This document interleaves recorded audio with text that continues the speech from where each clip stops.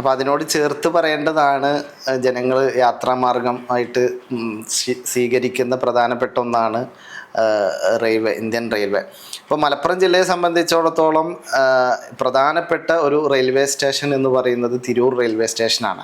അപ്പോൾ ഈ തിരൂർ റെയിൽവേ സ്റ്റേഷനുമായി ബന്ധപ്പെട്ട് പറയുകയാണെന്നുണ്ടെങ്കിൽ ഇന്ന് തിരൂർ റെയിൽവേ സ്റ്റേഷനിൽ കൂടുതൽ ട്രെയിനുകൾക്ക് സ്റ്റോപ്പ് അനുവദിക്കണം എന്നുള്ളത് ഇപ്പോൾ പുതിയ സർക്കാർ അധികാരത്തിൽ കയറിയ ശേഷം വീണ്ടും ചർച്ചയാകുന്നൊരു വിഷയമാണ്.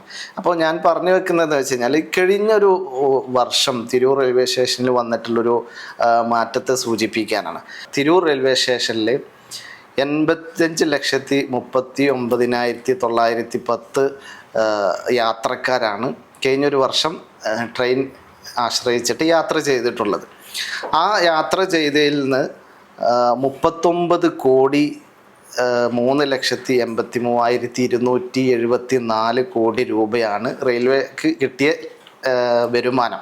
ഈ വരുമാനം കഴിഞ്ഞ വർഷങ്ങളിൽ നിന്ന് വ്യത്യസ്തമായിട്ട്, അതായത് ഇതിൻ്റെ മുന്നത്തെ വർഷത്തിനേക്കാൾ കൂടുതൽ, അതായത് 7 കോടി കൂടുതൽ വരുമാനമാണ് തിരൂർ റെയിൽവേ സ്റ്റേഷനിൽ നിന്ന് മാത്രം 85 ലക്ഷത്തി സംതിങ് ആളുകൾ യാത്ര ചെയ്തിട്ട് തിരൂർ റെയിൽവേ സ്റ്റേഷന് 7 കോടി വരുമാനമാണ് അധികം ലഭിച്ചിട്ടുള്ളത്. ഞാൻ പറഞ്ഞു വരുന്നത്, ഇപ്പോൾ 2023 നവീകരണ പ്രവർത്തനങ്ങളുടെ ഭാഗമായി 18 കോടി രൂപയാണ് തിരൂർ റെയിൽവേ സ്റ്റേഷനിലേക്ക് നവീകരണ പ്രവർത്തനങ്ങളുടെ ഭാഗമായിട്ട് മാറ്റിവെച്ചിട്ടുള്ളത്.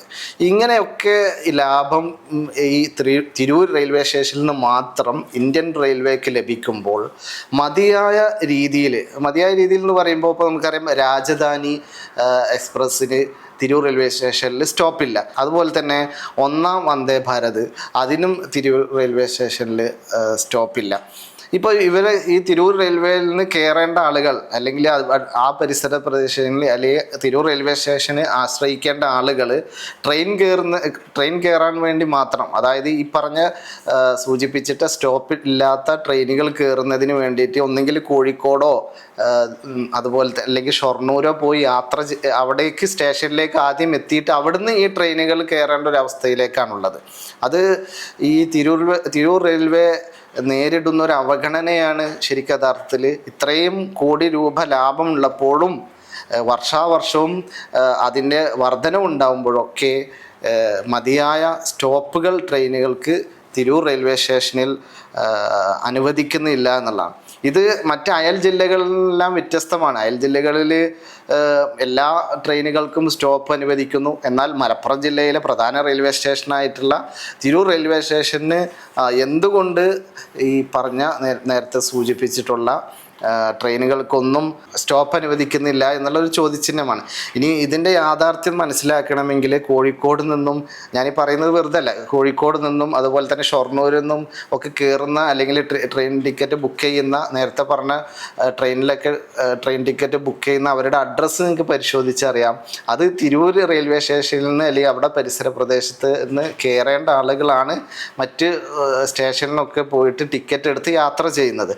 അപ്പോൾ നമ്മൾ മനസ്സിലാക്കേണ്ടത്, യാത്രാ സൗകര്യങ്ങൾ ഒരുക്കുന്നതിൽ അല്ലെങ്കിൽ അത് പ്രയോജനപ്പെടുത്തുന്നതിൽ മലപ്പുറം ജില്ലയിൽ ഈ റെയിൽവേ മേഖലകളാണ് പോലും റെയിൽവേ സ്റ്റേഷനുകൾ അല്ലെങ്കിൽ റെയിൽ ഗതാഗതം ഉപയോഗിച്ചിട്ട് യാത്ര ചെയ്യുന്ന ഒരു മലപ്പുറം ജില്ലയിലെ ജനങ്ങളെ സംബന്ധിച്ചിടത്തോളം അവർ വളരെ പ്രയാസം അനുഭവിക്കുന്നുണ്ട്. അപ്പോൾ ഇതിനൊരു മാറ്റം വരണം. ഇപ്പോൾ ഈ റെയിൽവേ സ്റ്റേഷൻ്റെ വിഷയങ്ങളൊക്കെ പറഞ്ഞുകൊണ്ട്, തിരൂർ റെയിൽവേ സ്റ്റേഷൻ്റെ വിഷയങ്ങളൊക്കെ പറഞ്ഞുകൊണ്ട് അവിടെ പ്രാദേശികമായിട്ടുള്ള സമിതികളും അതുപോലെ തന്നെ കൂട്ടായ്മയും ഒക്കെ വിവിധ സ്റ്റോപ്പുകൾ അനുവദിക്കണമെന്ന് പറഞ്ഞുകൊണ്ട് നിരന്തരം MP മറ്റൊക്കെ കാണുന്നുണ്ട്.